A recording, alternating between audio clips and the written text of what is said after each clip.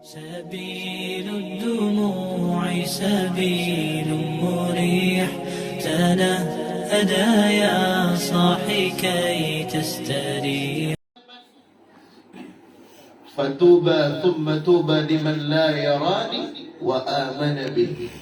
Beruntung bagi mereka yang tidak pernah melihat aku tetapi memiliki modal beriman kepada Nabi Muhammad, yaitu kita. Kita semuanya yang tidak hidup di zaman Nabi, kita semuanya yang tidak bersentuhan kulit secara jasad dengan Nabi, tetapi alhamdulillah kita mendapatkan kabar gembira. Bushrah lana ya ma'syaral Islam inna lana min al-inayati ruknan ghaira munhadimi. Kabar gembira bagi mereka-mereka umat Islam yang walaupun mereka tidak melihat Nabi Muhammad, tidak hidup di zaman Nabi Muhammad, tetapi mereka memiliki iman kepada Nabi Muhammad. Mereka memiliki mahabbah yang kuat kepada Nabi Muhammad. Mereka menjadi muhibbinnya Nabi Muhammad. Mereka menjadi pecintanya Nabi Muhammad. Sehingga kelak di padang mahsyar kita semuanya akan dipanggil oleh Nabi Muhammad SAW. Nah, oleh karena itu hadirin wal hadirat, saudara-saudaraku, tuan-tuan dan puan-puan yang dirahmati dan dimuliakan Allah Subhanahu wa taala, maka yang perlu kita harapkan di dalam kehidupan ini adalah bagaimana kita bisa berjumpa dengan Nabi Muhammad. Itu merupakan harapan terbesar bagi orang-orang yang beriman kepada Allah. Bukan kepengen daripada dunia dan seisinya. Dunia dan seisinya adalah sesuatu yang hampa dan akan sirna, akan habis. Namun Nabi Muhammad sallallahu alaihi wasallam tetap akan abadi. Nabi Muhammad tetap akan ada di hati mereka-mereka orang-orang beriman, sekalipun sudah 1400 tahun lebih Rasulullah meninggalkan kita. Terpisahnya hanya secara jasad saja, namun rohania baginda Rasulullah SAW akan selalu hadir di dalam hati orang-orang yang merindukan. Di saat mereka duduk, mereka meneteskan air mata. Di saat mereka mengingat wajah Nabi Muhammad, mereka meneteskan air mata. Di saat mendengarkan lantunan bacaan qasidah yang indah, mereka meneteskan air mata. Maka ditanyakan, siapakah orang-orang yang disentuh hatinya, yang disentuh rohanianya oleh Nabi Muhammad SAW? Maka sebagian mengatakan orang-orang yang disentuh hatinya, yang disentuh rohanianya, yang dihadirkan dirinya dengan Nabi Muhammad adalah manakala nama Nabi Muhammad disebutkan, maka air mata mereka berlinang. Di saat nama Nabi Muhammad disebutkan, luapan rasa rindu mereka menggebu-gebu ingin bertemu dengan Nabi Muhammad SAW. Makanya di antara salah satu ibadah yang sangat-sangat dicintai oleh Allah, yang sangat-sangat disukai oleh Nabi Muhammad SAW adalah ibadah umrah. Umrah adalah salah satu ibadah yang sangat disukai oleh Nabi Muhammad. Walaupun di dalam selama kehidupan Nabi, beliau itu berumrah hanya 4 kali saja, Pak. Hanya 4 kali semasa hidup baginda Rasulullah SAW, beliau melaksanakan umrah ke Baitullah. Mereka-mereka yang umrah adalah orang-orang yang tentunya mendapatkan sentuhan hati daripada Nabi Muhammad. Dan umrah ini bukan hanya milik daripada orang yang kaya, orang yang mampu, tetapi Allah yang mengayakan dan memampukan hatinya untuk dipanggil menghadap Nabi Muhammad sallallahu alaihi wasallam. Rasulullah bersabda, al-ummar wal hujjat wafdullah. Orang yang berhaji ataupun berumrah, atau sebaliknya haji ataupun umrah, adalah tetamu-tetamu Allah. tetamu yang diundang langsung oleh Nabi Muhammad SAW. Bukan karena biaya yang banyak, bukan karena sehat walafiat saja. Berapa banyak kita melihat orang yang memiliki biaya yang banyak, memiliki uang yang banyak, bahkan diberikan sehat badannya, tetapi tidak ada ketukan hatinya untuk dipanggil ke Baitullah. Tetapi berapa banyak yang mungkin orang hidupnya biasa-biasa saja, mungkin perniagaannya biasa-biasa saja, mungkin usahanya biasa-biasa saja, tetapi kerinduannya kepada Nabi Muhammad begitu kuat dan magnetnya begitu lengket dengan Nabi Muhammad, maka mereka pasti akan dipanggil oleh Nabi Muhammad. Maka beruntung bagi mereka-mereka yang diberikan kemampuan perniagaan usaha yang sukses, kemudian hatinya masih sempat untuk merindukan Nabi Muhammad. Maka ini adalah orang-orang yang beruntung, orang-orang yang betul-betul beruntung di dalam kesibukan dunianya, di dalam kesibukan proyeknya ataupun usahanya, tetapi tetap memenuhi daripada panggilan Nabi Muhammad, memenuhi daripada panggilan Allah untuk berziarah ke Baitullah dan makam Nabi Muhammad. Maka ini jauh lebih beruntung. Nah, oleh karena itu, para tetamu-tetamu Allah ini diberikan keistimewaan oleh Allah. Ada 3 keistimewaan mereka-mereka yang akan melaksanakan haji ataupun umrah, atau mereka yang nantinya setelah pulang haji dan pulang umrah. Apa keistimewaannya? Yang pertama kata Nabi Muhammad, in sa'alu u'tu. Apabila orang yang ingin berangkat haji ataupun umrah, dia berdoa dan meminta daripada hajat-hajat dunia, maka akan diberikan oleh Allah, maka akan dikabulkan oleh Allah Subhanahu wa ta'ala, dan tidak akan pernah mungkin ditolak oleh Allah Subhanahu wa ta'ala. Dan yang kedua, wa in da'au ujibu. Kalau dia berdoa di tengah malam, pada sepertiga malam, ataupun di waktu-waktu yang mustajabah, maka doanya akan diterima oleh Allah Subhanahu wa ta'ala, dan tidak akan pernah mungkin ditolak, seperti doanya anak kecil ataupun anak bayi yang baru dilahirkan dari rahim ibunya. Dan yang ketiga, wa in anfaqu ukhlifa lahum. Apabila mereka berinfak, mereka bersedekah di jalan Allah Subhanahu wa ta'ala, mengundang daripada orang untuk mendoakan daripada keselamatan keberangkatan ke tanah suci, maka semuanya rezeki yang telah ia keluarkan ukhlifa lahum, akan dilipat gandakan oleh Allah Subhanahu wa ta'ala. Maka dalam hadis Sayyidina Jabir radhiyallahu anhu wa arda, apa sih kebaikan daripada orang yang berhaji dan umrah? Birrul hajj. Karena di dalam haji itu pasti ada umrah, sama ya. Apa sih kebaikan? Kata Sayyidina Jabir radhiyallahu an, mendengarkan hadis Nabi Muhammad, ada 2 kebaikan orang yang berhaji ataupun umrah. Yang pertama atibul kalam wa at'amat ta'am wa atibul kalam. Ya, memberikan makan, bersedekah makanan kepada mereka, tetangga, kerabat dekat, handai tolan, saudara kita, ya, kepada orang-orang yang terdekat, dan ataupun kepada orang-orang yang jauh. Terlebih-lebih mereka, anak-anak yatim, orang-orang yang tidak mampu, kita memberikan sedekah dan hadiah kepada mereka. Dan yang kedua, watibul kalam, yang lemah lembut daripada ucapannya. Maka inilah adalah kebaikan daripada ibadah haji dan umrah. Nah, dari 3 keistimewaan yang Allah berikan ini tidak didapatkan kecuali mereka-mereka yang telah diizinkan oleh Allah Subhanahu wa ta'ala untuk menerima daripada semua itu.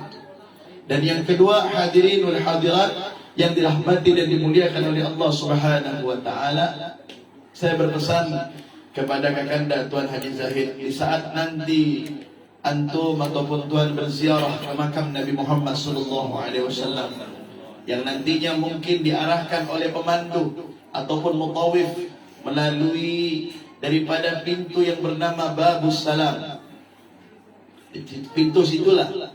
Maka pada saat itu, di situ ada 4 daripada lubang. Yang pertama, lubang pertama yaitu lubang yang di situ ada jasad Nabi besar Muhammad sallallahu alaihi wasallam. Dan yang kedua ada jasad Sayyidina Abu Bakar As-Siddiq radhiyallahu anhu. Dan yang ketiga Sayyidina Umar ibn Khattab radhiyallahu anhu. Mereka inilah yang mendampingi Nabi Muhammad sallallahu alaihi wasallam, baik di masa hidup Nabi Muhammad maupun di saat Nabi Muhammad telah meninggal dunia. Pada saat itu kita bertawassul di makam baginda Rasulullah sallallahu alaihi wasallam. Apa yang harus kami sampaikan, Habib? Ucapkan as-salatu wassalamu alayka ya Rasulullah. الصلاة والسلام عليك يا حبيب الله. الصلاة والسلام عليك يا صفوة الله. Sambil kita melontarkan hajat kita kepada Allah, kita bertawassul, lidah kita di hadapan Nabi, hati kita melontarkan, hati kita berikan kepada Allah untuk meminta apapun kepada Allah, keperluan dunia kita, semua hajat-hajat kita dengan wasilah daripada Nabi besar Muhammad sallallahu alaihi wasallam. Kemudian kita sebutkan nama para sahabat Nabi yang mendampingi Nabi di masa hidup Nabi maupun terlebih-lebih di saat Nabi Muhammad telah meninggal dunia. Ini Sayyidina Abu Bakar, orang yang sangat luar biasa, orang yang sangat hebat. Sayyidina Abu Bakar ini bukan hanya menjadi besannya Rasul, bukan hanya menjadi mertuahnya Nabi Muhammad saja, tetapi beliau ini adalah teman Nabi Muhammad yang di masa hidup, bahkan di saat Rasulullah meninggal, menjadi teman Nabi Muhammad sallallahu alaihi wasallam.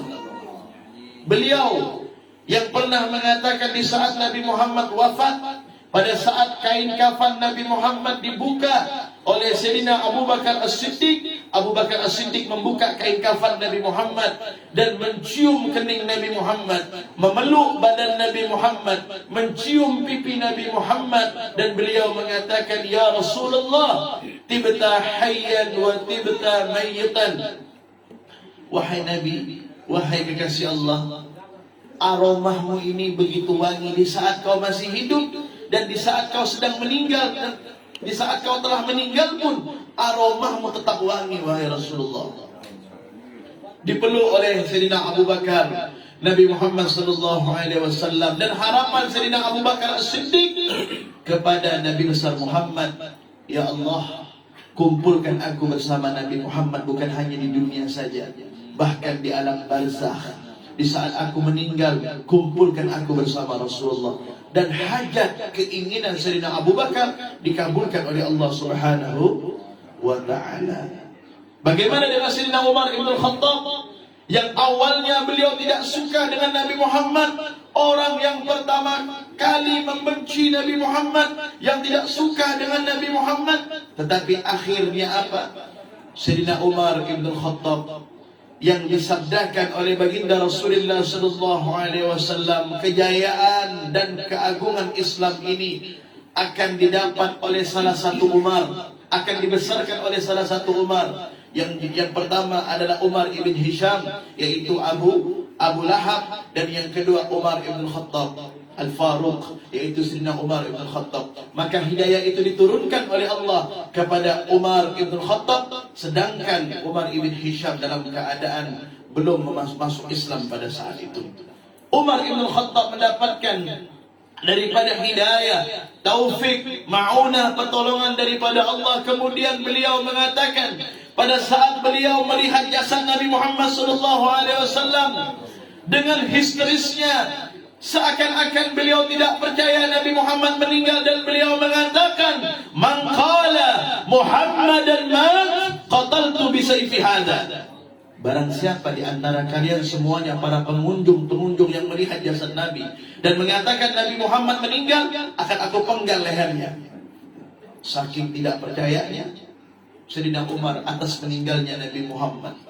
Kemudian dihibur oleh Sayyidina Abu Bakar As-Siddiq, dihibur disebutkan bahwa betul-betul Rasulullah ini meninggal, wahai Umar. Dibacakan ayat wa ma Muhammadun illa rasul qad khalat min qablihi rusul sampai akhir ayat. Kemudian barulah Sayyidina Umar melepaskan pedangnya dan beliau bertekuk lutut, lemah lututnya, dan langsung mencium Nabi Muhammad dan memeluk Nabi Muhammad. Dan harapan beliau sama, ya Allah, bukan hanya di masa hidup saja aku bisa berkumpul dengan Nabi Muhammad, maka di saat aku meninggal pun nanti kumpulkan aku bersama beliau.